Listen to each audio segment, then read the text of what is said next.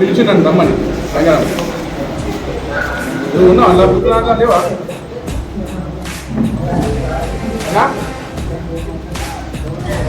అడగాలి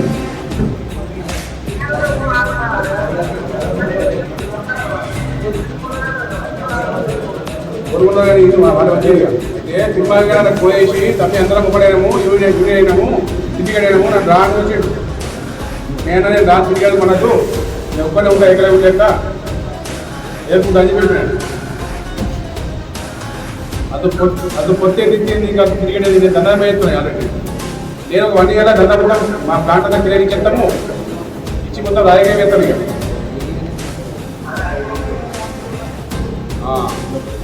సరే ఇప్పుడు సిడికెట్ ఉన్నావులే నువ్వు ఫోన్ చేసి రికాలు నీకు ఫోన్ చేసి రాదు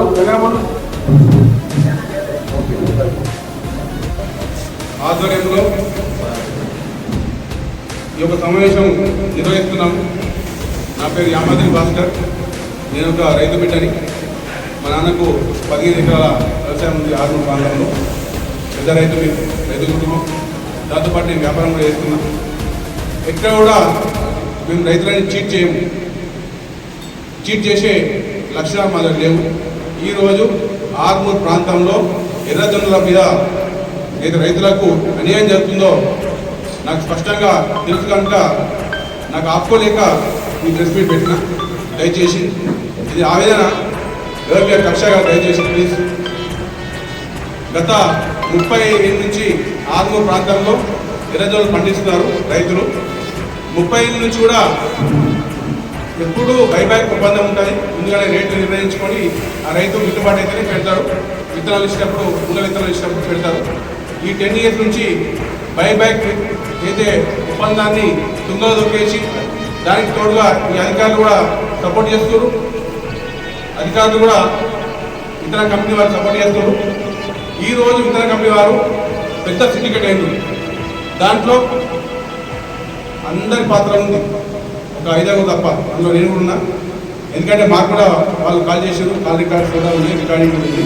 మాకు కాల్ చేసి భాస్కర్ మా సిండికేట్ కూడా రావాలంటే నేను రానని చెప్పినాను. నేను రాను దయచేసి. ఎందుకంటే గతంలో నా మీద అనేక కేసులు అయినాయి. ఇంకా నేను ఈనాంటే మీ కేసు చెప్తున్నాను. ఆ రోజు నాకు కేసు రావడానికి కారణం బీజేపీ కూడా ఇంతవరకు ఇంకో సగం పాలు కూడా నన్ను సిండికేట్లో గుంజిరాలు. నేను సిండికేట్లో పోనంటే నన్ను కేసు చేయించింది. కేసు చెప్పడంలో జీవనరెడ్డి పాత్ర ఎంత ఉందో, ఒక ఆనంద్ రెడ్డి అని దొంగ ఉంటాడు, రైతు ద్రోహి, ఎర్రజొన్నల ద్రోహి గోవింద్పేట ఆనంద్ రెడ్డి పాత్ర కూడా అంతే ఉంది. ఈరోజు కూడా ఈ ఎర్రజొన్నల ధర దిగడానికి కారకుడు కూడా ముఖ్య కారకుడు ఆనంద్ రెడ్డి అండ్ వాడికి గ్రూప్ ఉంటుంది. వాడికి గ్రూప్ ఉంటుంది. ఆ గ్రూప్ మెంబర్స్ కండక్ట్ చేయడం కరెక్ట్ కాదు. మా పెద్దవాళ్ళైపోతుంది బాగా. దయచేసి నేను కూడా ఎర్రజొన్నలు ఇచ్చిన, మున్నజొన్న ఇచ్చిన. కమర్పల్లి గ్రామంలో, కమర్పల్లి ప్రాపర్లో నేను 30,000 రూపాయలు అగ్రిమెంట్ చేసి నేను ఆల్రెడీ డిప్లీ చేస్తున్నాం. 30,000 రూపాయలకే మేము పేమెంట్ చెల్లిస్తాం. ఇక్కడ తగ్గించాం మున్నజొన్నది. ఈరోజు 30,000 రైతు వేదికలో మీటింగ్ పెట్టాల్సి గుర్తుగా అన్నారు.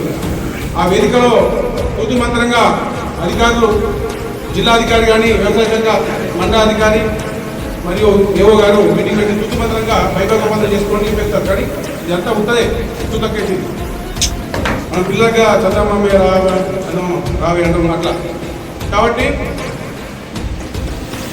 విత్తనాలు ఇచ్చినప్పుడే రైతులకు ఇతర కంపెనీ మధ్యలో ఒప్పందం ఉంటుంది.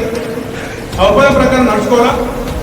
ఇవాళ ఈ సిండికేట్ ఏదైతే అయిందో, ఈ Anand Reddy group, syndicate group వారు ఎటువంటి ఒప్పందం లేకుండా మూల విత్తనాలు ఇచ్చారు. మరి అధికార యంత్రాంగం, మరి జిల్లా కలెక్టర్ గారు, ఇక్కడ ఉన్న పెద్దలు, తండ్రి సమానులు, జిల్లాలో సుదర్శన్ రెడ్డి గారు, ఇతర అధికార పార్టీ ఎమ్మెల్యేలు ఉన్నారు, ఆర్మూర్లో కూడా ఇన్ఛార్జ్ గారు ఉన్నారు.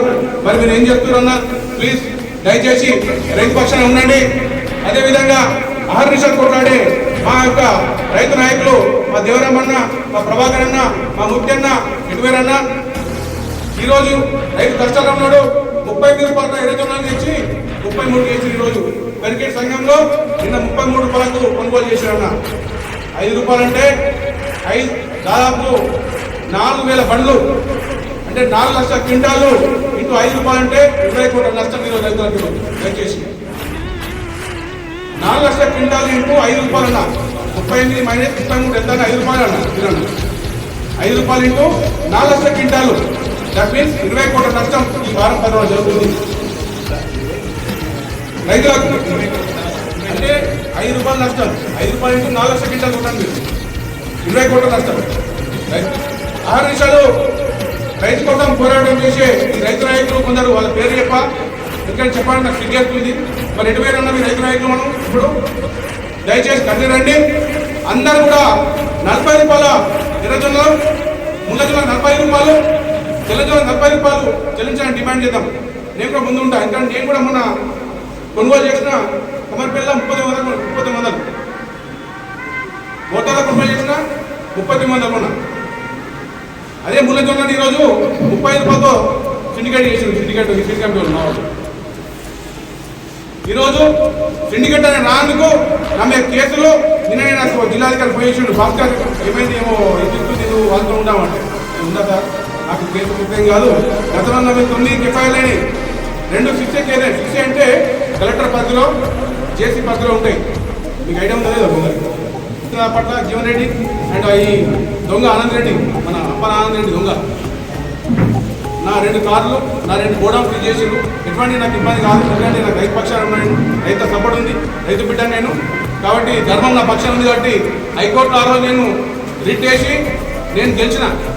వాళ్ళు చేసిన సీజ్ చేసిన పంచాంగం ఉంటుంది, సీజర్ పంచాంగం ఉంటుంది. ఆ పంచాంగం కొట్టేసి నాకు ఉత్తర్వు జారీ చేశారు హైకోర్టు నుంచి. కాబట్టి దయచేసి ఆరుమూరు ప్రాంత రైతులని అన్యాయం చేయకండి. రైతులు కూడా తొందరపడి వాళ్ళు అమ్మకండి, స్టాక్ పెట్టండి. ఇంకొక సాగు చెప్తున్నారు ఏమంటే సౌదీ ధర దిగిపోదన్న. సౌదీకి, దుబాయ్కి, మన ఏంటి ఇరాన్కు, అమెరికాకు సంబంధం లేదు. ఎర్రజొన్న మొత్తం 80% ఎర్రజొన్న అమ్మేంతా మన భారతదేశంలో అమ్ముతుంది. అంటే నార్త్ ఇండియాలో అమ్ముతుంది. 20% మాత్రం పాకిస్తాన్ అమ్ముతుంది. ఇది వాస్తవం మాట. పాకిస్తాన్ మనకు ఎక్స్పోర్ట్ లేదు కాబట్టి వయా దుబాయ్ పోతుంది సార్. ఇక్కడ బాంబే పోర్ట్ నుండి, గుజరాత్ అదాని పోర్ట్ నుండి